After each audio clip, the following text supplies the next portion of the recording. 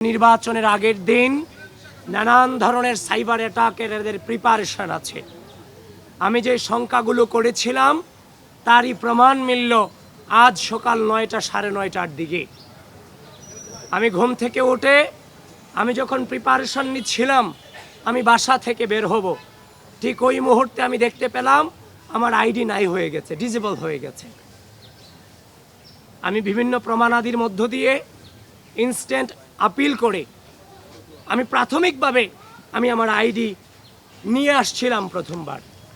প্রথমবার যখন আমি দেখলাম ব্ল্যাঙ্ক দেখাচ্ছিল, এর পরবর্তীতে আমি আইডি উদ্ধারের পরে আমি আমার ফেসবুক প্রোফাইলে একটা পোস্ট করেছিলাম যে ঢাকা বিশ্ববিদ্যালয় এবং বাংলাদেশকে সচেতন থাকবার জন্য। ঠিক এই পোস্টের 56 থেকে 57 মিনিট পর আবারও একইভাবে আমার আইডিকে ডিসেবল করে দেওয়া হয়। আপিল করে রেখেছি প্রমাণাদি দিয়ে। আমি জানি না আমি আইডি আর নির্বাচনের আগে ফিরে পাবো কিনা। প্রিয় সাংবাদিক বন্ধুগণ, আমাদের আইডি দিয়ে আমরা আমাদের প্রচার কার্যক্রম চালিয়েছিলাম, প্রচুর পরিমাণে সেটা রিচও হচ্ছিল।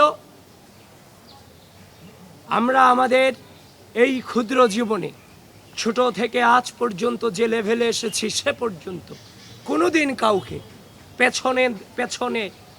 পেছন দিয়ে আঘাত করার চেষ্টা করিনি। আমরা যোগ্যতার বিপরীতে যোগ্যতা দিয়ে লড়াই করার চেষ্টা করেছি। অপসংস্কৃতির বিরুদ্ধে সুস্থ সংস্কৃতি দিয়ে লড়াই করার চেষ্টা চালিয়ে গিয়েছি। আজ আমরা দেখতে পেলাম নির্বাচনের আগের দিন রাজনৈতিকভাবে মোকাবেলা করতে ব্যর্থ হয়ে আমাদেরকে সাইবার অ্যাটাক করে আমাদের আইডিগুলোকে ডিসেবল করে দেওয়া হচ্ছে। প্রিয় সাংবাদিক বন্ধুগণ, এই ঢাকা বিশ্ববিদ্যালয় 5 আগস্ট পূর্ববর্তী সময়ে আমরা লড়াই সংগ্রাম চালিয়ে গেছি সকল রাজনৈতিক অপসংস্কৃতির বিরুদ্ধে, এবং 5 আগস্ট পরবর্তী সময়ে সুস্থ রাজনৈতিক সংস্কৃতি চর্চা করতে গিয়ে আমরা একটা অদৃশ্য শক্তির বিরুদ্ধে এই ক্যাম্পাসে লড়াই চালিয়ে গিয়েছি, যারা শিক্ষার্থীদের মানবাধিকার বিশ্বাস করে না, যারা শিক্ষার্থীদের মত প্রকাশকে ভয় পায়। প্রিয় ঢাকা বিশ্ববিদ্যালয়ের শিক্ষার্থীবৃন্দ, আমাদের পথ চলা শুধুমাত্র কয়েক মাসের জন্য নয়। 2016 সাল থেকে আজ অবধি পর্যন্ত আমাদের একটা দীর্ঘ পর্যায়ের মধ্য দিয়ে পরিস্থিতি মোকাবেলা করার মধ্য দিয়ে আজকের এই জায়গাটুকুতে দাঁড়িয়েছি।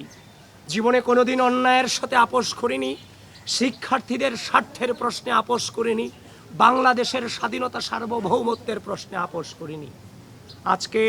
আজকের এই দিনে আমার এই একটা প্রেস ব্রিফিং করা কোনোভাবেই কাম্য ছিল না এবং একদম অনাকাঙ্ক্ষিত ছিল। আগামীকাল নির্বাচন, আমার নির্বাচনী প্রক্রিয়া নিয়ে আমাদের ব্যস্ত থাকার কথা ছিল, কিন্তু ঢাকা বিশ্ববিদ্যালয়ের শিক্ষার্থীদেরকে বলতে চাই, যারা এই অন্যায় পথকে বেছে নিয়েছে, যারা এই প্রপাগান্ডাকে বেছে নিতে চায়, সাইবার বুলিং করে রাজনৈতিকভাবে মোকাবেলা করতে না পেরে সাইবার বুলিং করে মোকাবেলা করতে চায়, প্রিয় ঢাকা বিশ্ববিদ্যালয়ের শিক্ষার্থীবৃন্দ, আপনারা আগামীকাল 9 সেপ্টেম্বর ব্যালটের মধ্য দিয়ে তার জবাব ইনশাআল্লাহ আপনারা দেবেন, সেটা আমরা বিশ্বাস করি। জীবনের প্রতিটি পড়তে খুব বাজে সিচুয়েশন অতিক্রম করেছি, কিন্তু বারবার একটা বাক্য উচ্চারণ করেছিলাম যে মিথ্যার শক্তিতে কেউ বিভ্রান্ত হয়েও না। আজ ওই মধুর ক্যান্টিন থেকে বলতে চাই, মিথ্যার শক্তিতে কেউ বিভ্রান্ত হবেন না, সত্যের জয় সুনিশ্চিত।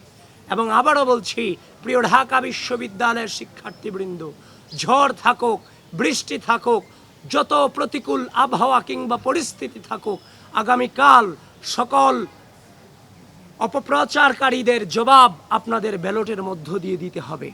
এবং হয়তোবা আমাদের আইডি দিয়ে আর কোনো প্রচারণা কিংবা আহ্বান আমরা জানাতে পারবো না। প্রিয় সাংবাদিক ভাইয়েরা, আপনাদের মধ্য দিয়ে গোটা জাতিকে এবং ঢাকা বিশ্ববিদ্যালয়ের শিক্ষার্থীদেরকে আহ্বান করতে চাই, আগামীকাল আমাদের প্রত্যেককে নেতৃত্ব দিতে হবে। নেতৃত্ব মানে দায়িত্ব পালন। এই রাষ্ট্রের ক্রুশাল মোমেন্টে প্রার্থী হিসেবে আমরা দায়িত্ব পালন করব। সাধারণ শিক্ষার্থী হিসেবে আপনার ভোটাধিকার যথাযথভাবে প্রয়োগের মধ্য দিয়ে আপনারাও দায়িত্ব পালন করবেন, এটুকুই আপনাদের কাছে আকুল নিবেদন।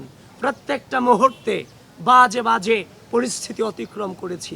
স্বাধীন এই সার্বভৌম 5 আগস্ট পরবর্তী বাংলাদেশে আবারও সেই একই নোংরামির শিকার হতে হবে, সেটা সত্যিকার অর্থেই চরম বেদনাদায়ক।